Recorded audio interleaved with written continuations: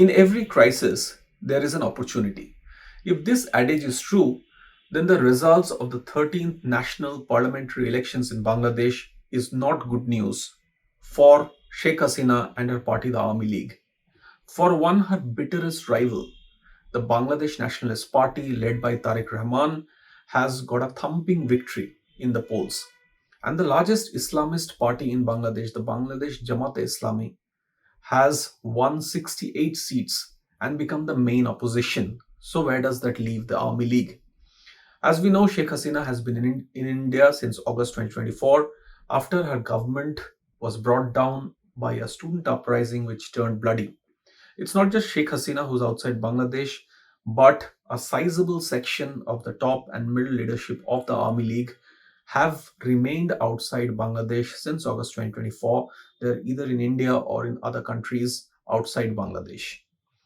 As for the people associated with the party, both leaders and supporters of the Army League, many of them are in jail, even as the Army League's political activities remain banned. So, is the Army League then staring at a long and lonely political winter? Now, if you look at the history between the Army League and the BNP, the Bangladesh Nationalist Party, which will now form the next government, it has been marked by bitter rivalry.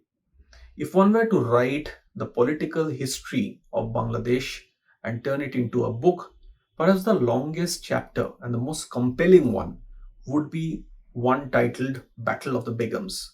The late Khalida Zia, who was the chairperson of the Bangladesh Nationalist Party and was Tariq Rahman's mother, and Sheikh Hasina dominated Bangladesh politics but also did everything they could to bring down the other when they were in power.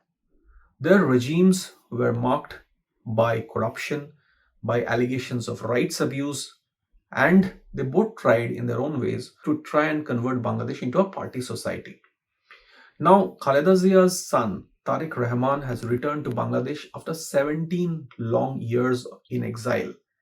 Tariq Rahman was also accused of and he was also convicted by a Bangladeshi court that gave him life imprisonment for the 2004 grenade attack on an Army League rally where Sheikh Hasina was present. Now, soon after the fall of the Sheikh Hasina government, a court overturned that judgment and declared Tariq Rahman and others not guilty.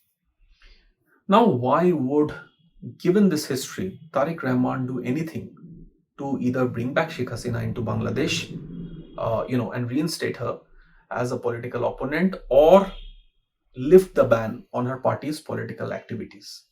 There might be one reason why, and that reason is the resurgence of the Jamaat-e-Islami.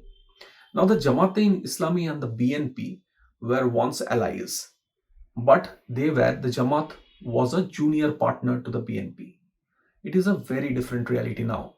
The Jamaat, which traditionally had not less than 5 to 10% of the vote share, has now expanded its vote share to anything between 30 to 35%.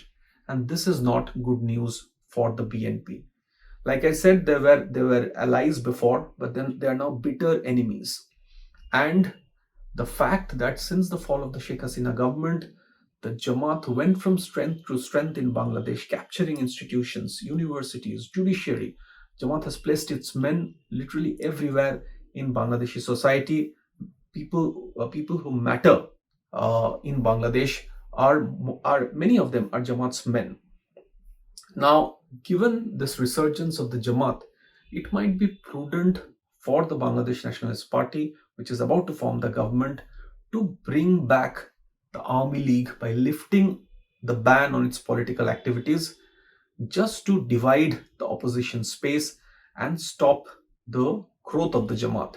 I spoke to geopolitical expert Shagorika Sinha, who told me that there's another important point in this, which is the Washington Post story where American diplomats were seen to be cozying up to the Jamaat.